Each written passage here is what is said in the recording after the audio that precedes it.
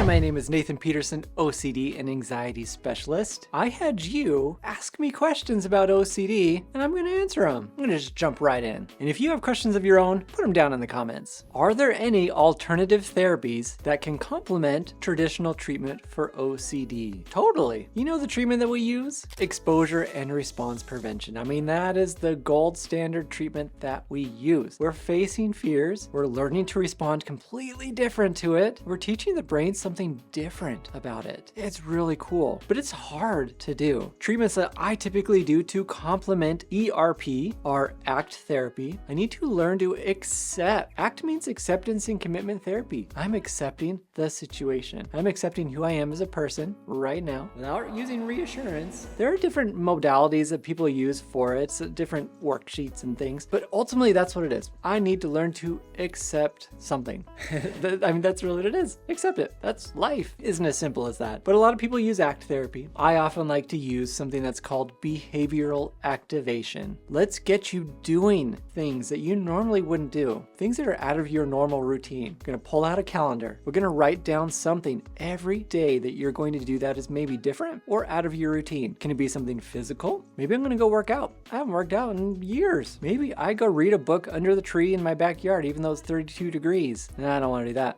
But you can be pretty creative of what it can be. You add things into your life that you're not doing already. I go to school every day and I come home. Cool. How about when I go to school, my goal, I'm going to put it in my calendar. I'm going to say hi to 2 people by the time I leave. Why? I don't know. I'm going to do it. Teach my brain I can do something hard. I'm going to try calling people instead of texting them today. There are lists and lists of just random things that people can start doing. I started coloring. I love coloring. Started doing Legos. I've never done Legos before until I was an adult. Just something different. And what it does is it activates the brain and says, hey man, something's different. You're not just living life to just be suffering through OCD. You're doing something different. It's pretty cool. Can OCD cause depression? Yeah, man, great question. Yes. Well, here we go. Depression could already be there. OCD jumps in the picture as well. Either or, not everybody with OCD has depression, but you kind of think about it. I'm having so many intrusive thoughts. I'm questioning who I am as a person. I'm questioning life, all these things. Of course, I'm probably going to feel depressed because it feels hopeless. I miss my old self. I don't think that way anymore. Now I think differently. I'm going to feel different about that. And you know what works really well for depression? Behavioral activation. We just talked about that. I got to do something I don't feel like I want to do. I'm going to go exercise today. I'm going to get out of my bed. I'm going to make my bed. I'm going to go eat something I normally don't eat. I'm going to eat broccoli, man. I don't like broccoli, but I'm going to eat it. I'm going to go talk to people.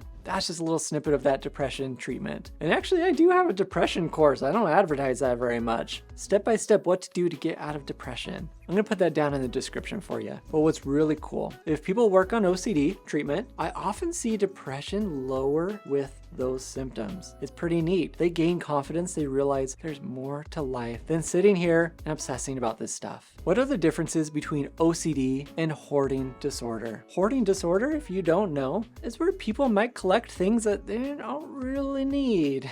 They add it to their home. It's kind of that feeling or urge, almost like an intrusive thought. I see something, ooh, I could use that. And they grab it. Okay, well, maybe I'm going to give it to my granddaughter someday, so I get 6 of them, and I'm going to leave in my house, but my granddaughter's not even born yet, but I'm going to keep it here just in case. There's a lot of reasons for bringing things into a home. Somebody can have hoarding disorder and not have OCD. OCD, there's a lot of intrusive thoughts. There's a compulsion to do something to get this feeling to go away, and then that just kind of restarts and restarts and restarts. With hoarding, there is a good feeling that most people report of grabbing something, bringing it into their home. It almost feels, it's like comfort in a way. And throwing something away from their home, they're gonna feel a lot of anxiety, a lot of distress. Their brain's gonna come up with all these ideas, but you could use it, but no, this is important. Remember that thing in 1972 that you used this thing when you went to this place, and you can't forget that memory. And if you throw it away, it's almost like getting rid of this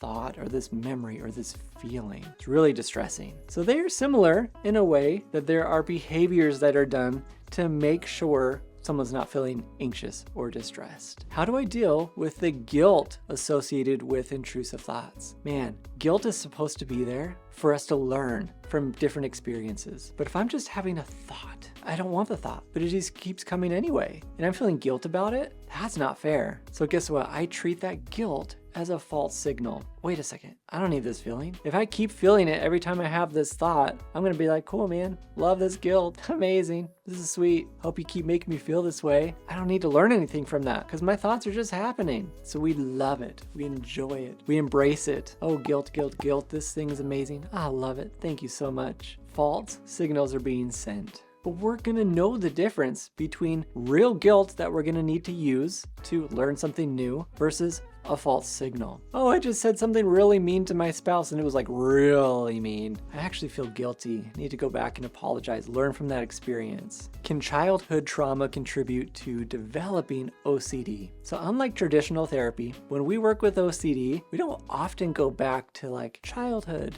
Tell me about your life. Tell me about your mom and your dad and all that. Because what we know is OCD is very biological. It's there. Might not come out until later in life, could come out of childhood, but we do know that different traumas, different experiences that people have might spark it. It's like it's just waiting to come out. And so a trauma of some kind, maybe I'm standing at the top of this stairwell and I look over and I almost fell. That could be a trauma. And my brain's like, wow, you want to hurt yourself. Or the person next to you, you probably wanted to push them off. It starts making you question all these things. So yes, in a way, trauma, in my opinion, is not going to cause OCD. I think there's a biological component there that says you already have it. It just isn't going to come out maybe until you have that moment, or it just comes out randomly as people go and develop through life. How can I prevent OCD from interfering in my daily activities? Well, treatment, man. Treatment. Exposure and response prevention. We gotta do it. Because if we don't, it's gonna keep interfering. People are like, I don't have time to do it. I don't wanna feel anxious, blah, blah, blah, blah. But here's the thing, if it's already interfering, then we gotta do something about it. The more we do treatment, the less it interferes. You're already feeling anxious, let's do something about it. I know I make it sound simple, but it can be really tough. I often say an exposure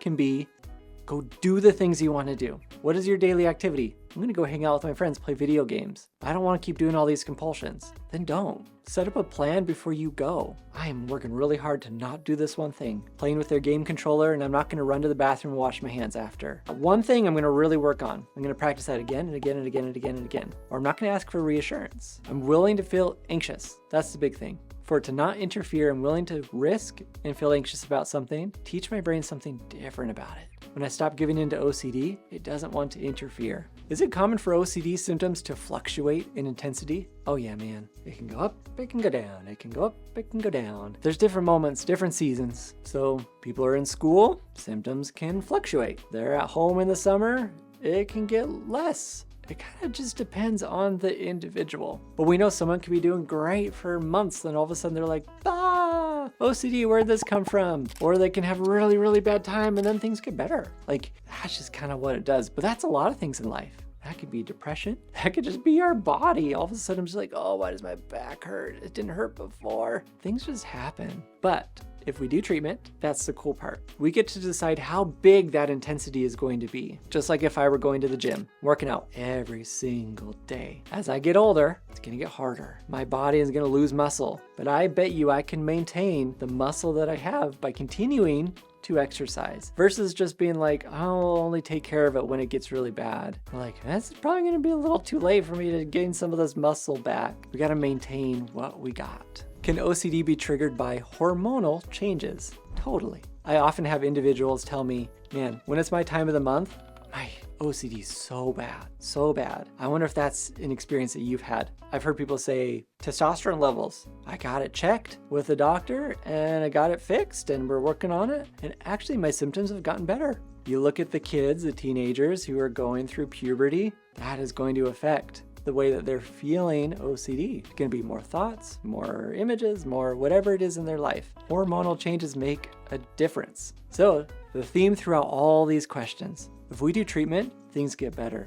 We don't just do it when it gets hard, we do it all the time. And all the time means like I'm actually just living life. So if I know it's my time of the month coming up, man, I got treatment ready to go. I got my plan. Here's how I'm gonna face these fears. I'm gonna have these thoughts come through that I know just rapidly come and I'm gonna be like, I love it. Love these thoughts. Thank you for coming. This is amazing. Awesome. How can I take value away from these things? I love answering these questions. Go ask some of your questions down in the comments. I'll answer them in a separate video. If you want to learn how to work on your own OCD, I've got an online course for that as well. Step-by-step videos, worksheets. I'm gonna put that down in the description. And go watch a video. Man, I'm asking you to do a lot of things, but there's a video on the screen here. Probably wants you to watch it. More tips, man. Can't hurt. Thank you so much for watching, and we'll see you next time. Can OCD be triggered by Hermione? No.